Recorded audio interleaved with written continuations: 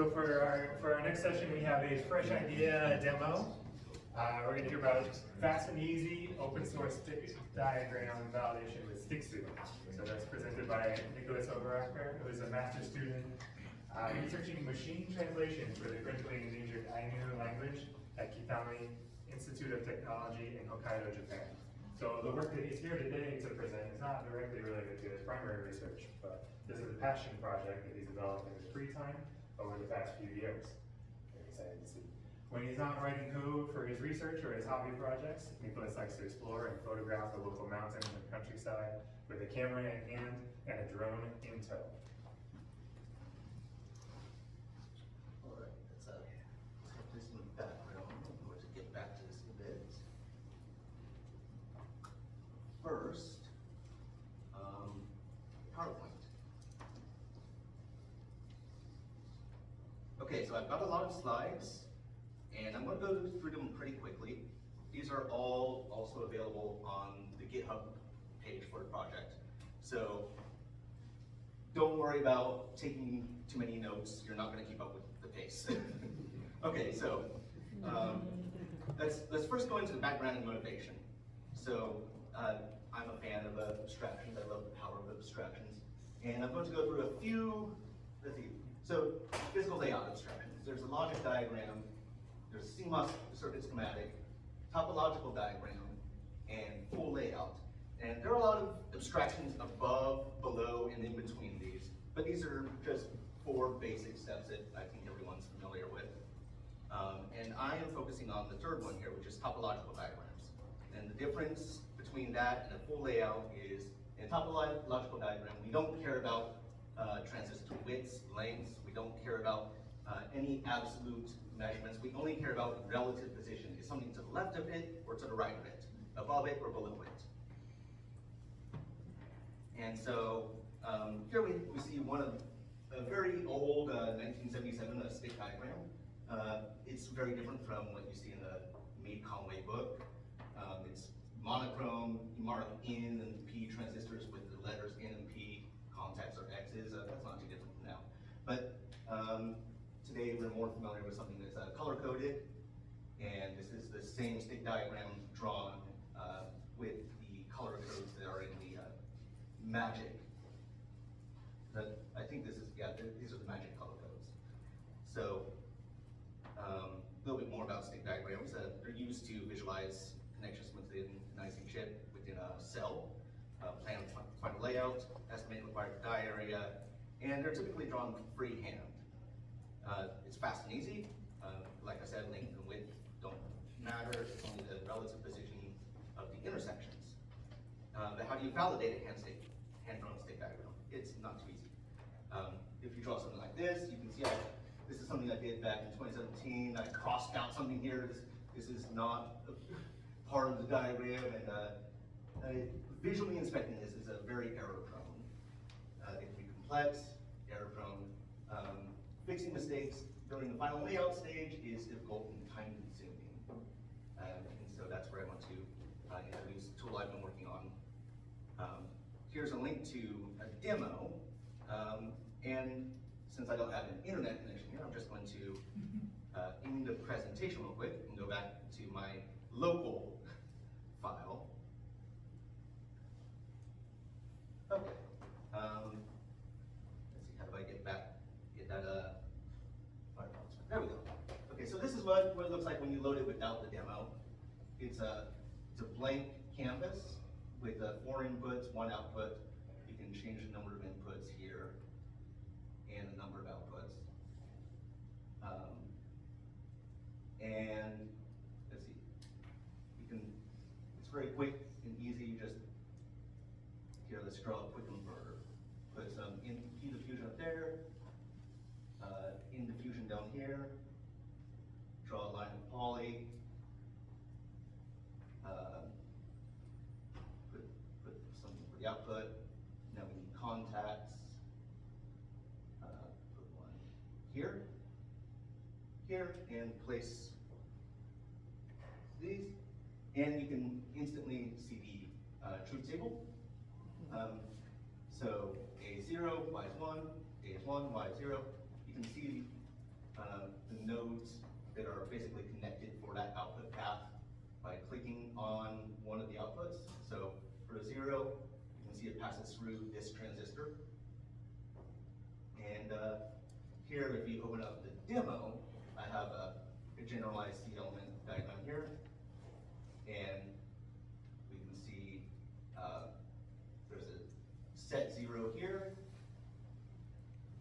and a set 1 here, and then the other states are holding states. So it's completely static analysis, so you can't do event-based analysis in the tool itself, which is what the rest of this presentation is about. So let's get back away from the current slide. So I want to talk about, okay, so first off, a quick overview of the framework. So it's completely static client-side web browser program. So it runs in the browser, completely client-side. That means that you can download the files and just run it locally. You don't have to go to my website. And you can host it on the server if you want, but it's not required. Oh. And that's all there is to say there. So moving on, extending the code. We want event-based simulation, so let's add ASYNC. And there's a lot of code on these slides. I'm not going to give you time to read it. But the idea is you can look at these slides and you can figure out how you can extend it to export to whatever you use. So let's go through ASYNC. The basic approach is that we first write the header, and then for each transistor, create named ASYNC nets for the gate drain source. Create an ASYNC transistor connected to those nets. For the inputs and outputs, we want to create named nets for those as well. For ground and VDD, create named nets, lots of that, and set them up as supplies. And for all identical Stixu hyperedges, which are nets, effectively, interconnect them with named aliases. So, header information, straightforward. I just set it up with a 100 nanometer SMOS. And then, so extracting the transistors. The first problem is that we have two identical nets here. We have one for the drain of T1 and one for the source of T2. They are identical, so we want to link those with an alias. And that's what this code does. You can find it in GitHub.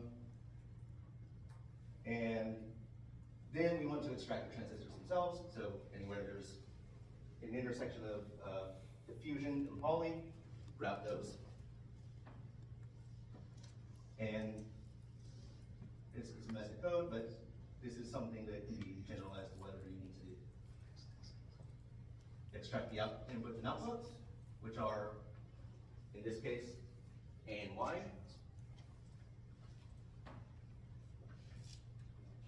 And input vertices, output vertices, the only difference between these two blocks of codes is just the names that we give them. Inputs are named from A, B, C, and outputs are named from Y downward.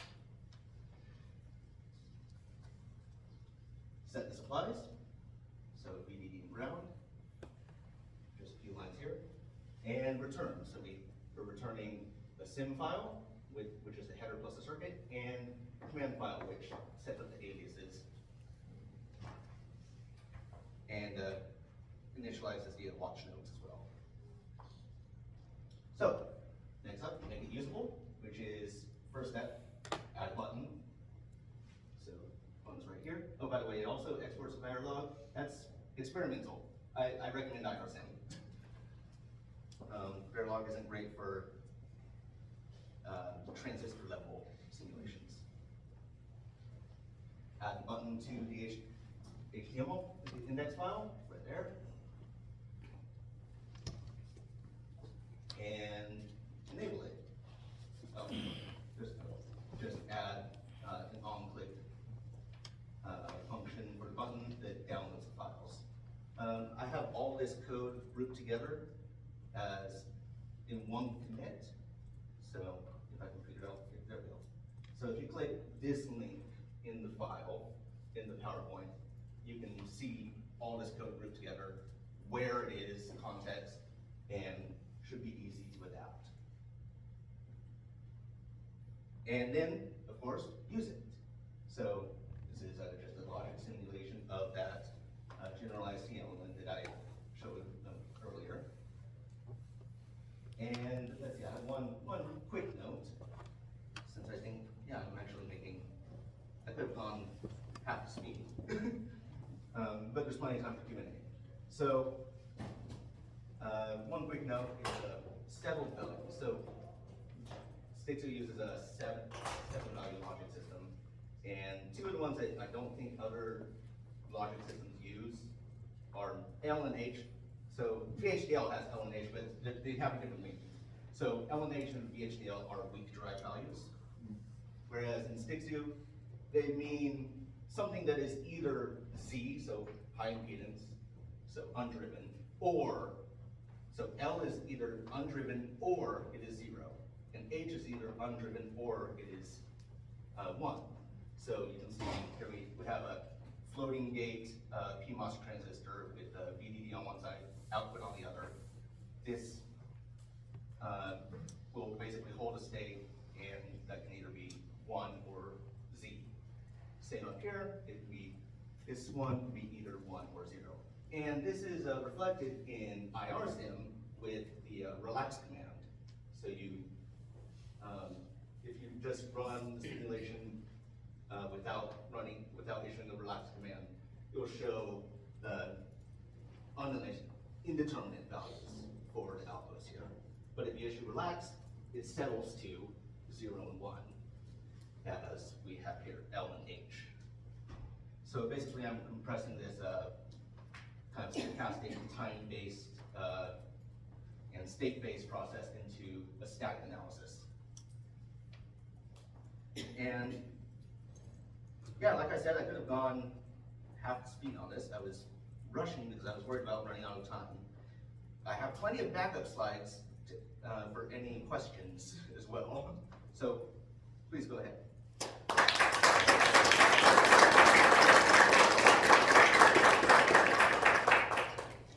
Questions?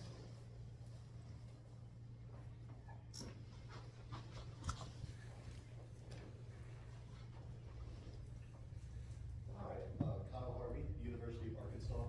Very good talk. Thank How you. long do you plan on maintaining this for? Maintaining, well, I've been doing it for 4 years. Okay. So, so Dr. Sparso said something about,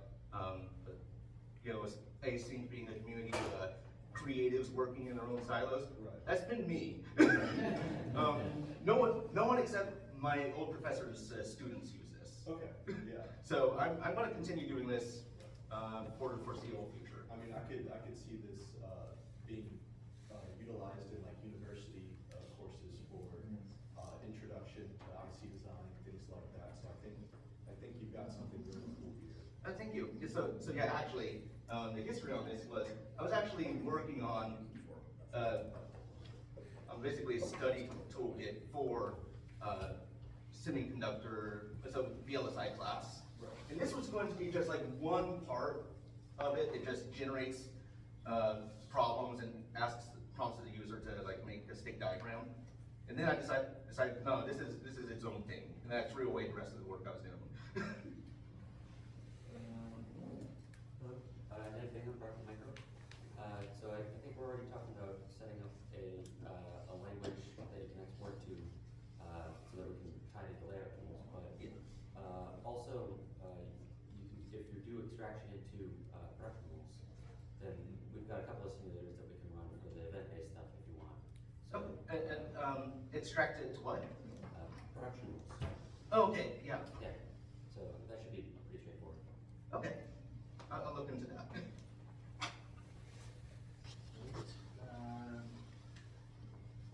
I ask you, I don't know if like it's going to be a question or a feature request, but Okay. I have a very special use case. I would like to know how like how hard it would be to adapt it. So like something that we do, or maybe we can work together, is I work with a technology that is NMOS with resistive pull-up. It must be resistant pull-up. So is it like limited to CMOS, or can we like use like resistive elements as well? So right now it doesn't have resistive elements. You could, for example, with exporting simulation files, add in that stuff. But let's go ahead and Maybe create a new layer to represent a resistor. yeah, that could be possible. I'll need to think about that. So I'll show you like this has like the very starts maybe of something like that. So if we just erase that, so now we just have NMOS gate by itself. And if we run this, we see we have a Z on the 0. Yes. And a 1, and a 0 output for 1 input. And I think that this can be built on.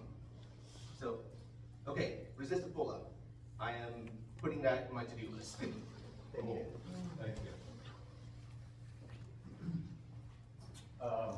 Yeah, very interesting talk.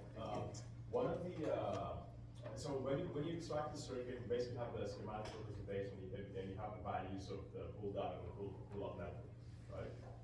So, So you effectively do extraction of the schematic. So I draw the stick diagram, but you basically come up with the schematic internally, correct? okay, so yeah, I actually have a backup slide for that. So let me pull that up and show you what this is internally.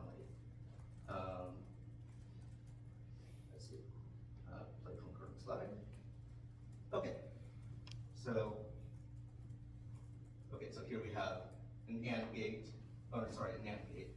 And internally it's represented as a hypergraph. So it generates a hypergraph for each input vector, and then it also has a more general hypergraph for no inputs connected.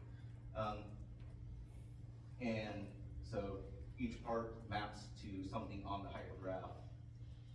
And then we have, in addition, 2 extra nodes that are high and low, which are more general, because I don't want something being, like, for example, A being pulled high, mean that it's also electrically connected to VDD directly. It could be an external input.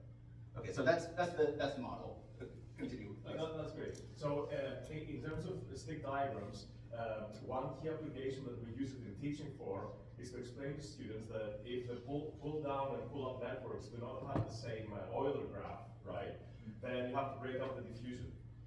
So I think what would be great is if you could detect that and rearrange or propose rearrangements of the poly gates so that the diffusion, the PMOS and NMOS diffusion is uncut. Okay. Somehow like optimizes the layout.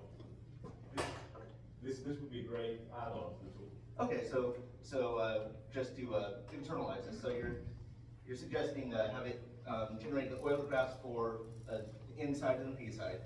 Yeah, then you have to find a common Euler path Okay. for the pull up and the pull down, so that you can guarantee that the layout will not have a diffusion path. Otherwise, your stick diagram will have P diffusion up to a point, then you will have to start a new line. So Yes. Okay, yeah, that's on the to-do list now too. I'm recording all of this on my phone.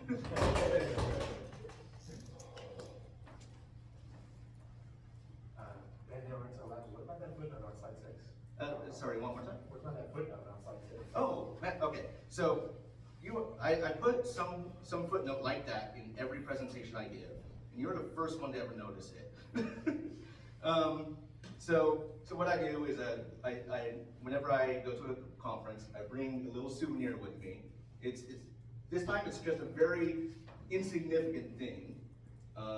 It's just a really strong mint infused cloth. So like use it on a hot day, and and that is a souvenir from Kitami. Kitami grows a lot of mint. Wow. Okay.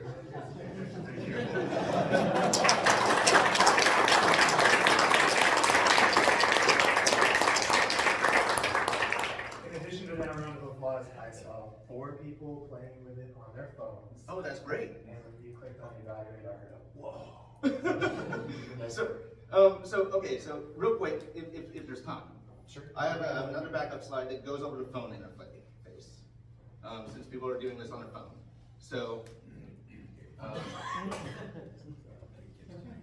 okay, so we have the canvas in the middle, of course, that's obvious. Layer selector there.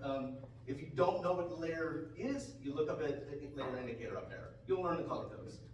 Right here it shows the magic color codes, but I use a colorblind friendly color system instead.